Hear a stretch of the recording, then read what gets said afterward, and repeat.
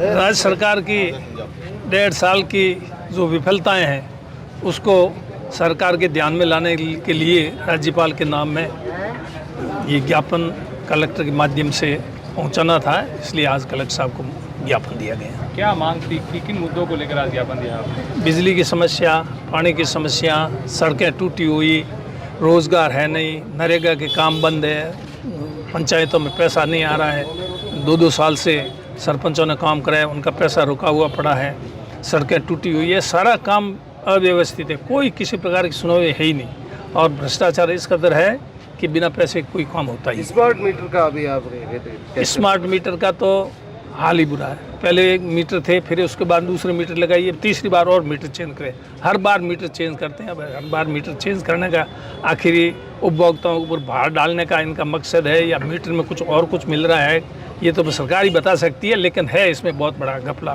सरकार समय पर बिजली नहीं दे पा रही लेकिन मीटर चेंज कर रही है, इसको लेकर क्या बोलेंगे? बिजली नहीं है, शहर में क्या हालत है आज, और गाँव में तो और ही बुरा हाल है, बिजली आ ही नहीं रही। अभी मैं बीच में गाँव 15-20 दिन गाँव में लगातार था, तो बस 1 घंटे में आई, फिर गई, फिर आई, बस 15-20 मिनट में आती है, जाती है, आती है, कंटिन्यू बिजली आती ही नहीं है।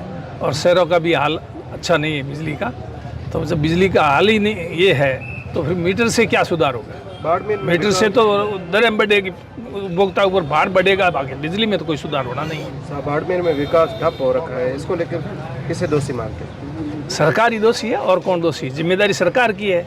जो भी जनता की समस्याएं हैं, जो भी विकास के काम हैं, तो वो सरकार ही करेगी। समस्या का समाधान सरकार ही कर सकती है, कोई इंडिविजुअल व्यक्ति तो कर नहीं सकता। और जहाँ तक समस्याएं हैं सरकार के ध्यान में लाने की बात है, तो हमारा विपक्ष का जो दायित्व है वो हम हमारा दायित्व निभा रहे हैं, लेकिन सरकार उस पर ध्यान नहीं दे रही है।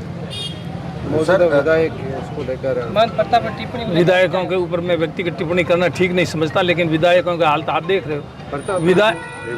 विधायक जनता के बीच में जा नहीं पा रहे हैं सर। विधायकों को कोई सुनवाई, विधायक खुद हमारे से ही कमजोर है सर पैरवी करने में। हम तो कह सकते हैं छाती ठोक के, हमारे को किसी बात का डर नहीं, उनको तो डर है इस बात का कहीं हमने कुछ बोल दिया तो जगदीश धनखड़ वाली हालत हमारी नहीं हो जाए, ये डर बैठा हुआ है सबके अंदर। भाषण पीर में महन प्रतापपुरी पे एक अमर्यादित टिप्पणी की गई, थप्पड़ मारने तक की बात की गई, इसको आप किस तरह से देखते हैं? आज संत समागम सब सड़कों पर होता है, अभी भाजपा वाले आ रहे हैं यहाँ पर विरोध दर्ज करे, उनको कौन मना कर रहा है विरोध करना? वो करे। टिप्पणी को आप किस तरह से मानते हैं? नहीं, टिप्पणी कोई किसी भी के बारे में व्यक्तिगत रूप से तो टिप्पणी गलत बोलना ठीक नहीं है, और वो तो उन्होंने माफ़ी मांग ली नहीं कभी मेरे से ऐसा मैंने बोल दिया, तो और तो क्या होता है? ऐसा उसने ही बोला, ऐसा कभी कोई व्यक्ति बोलता नहीं है। होता है, कई बार ऐसी गलतियाँ होती, मेरे से भी हुई कई बार ऐसी गलतियाँ, ऐसी बात नहीं है। और गलती हो जाए फिर उसको एहसास हो जाए कि भाई मैंने ये मुझे नहीं कहना चाहिए और मैंने कह दिया, तो उसने श्योरी फील कर लिया, उसके बाद में क्या उसको फिर कोई फांसी पर लटकाओ तो लटकाओ, बाकी तो कोई। भाजपा नेता का कहना है कि राम धुन की बजाय रहमान धुन बजी और कांग्रेस जो है वो आतंकवादी विचारधारा वगैरह पर इस प्रकार से ब्लेम लगा रही है। धुन क्या बजी थी?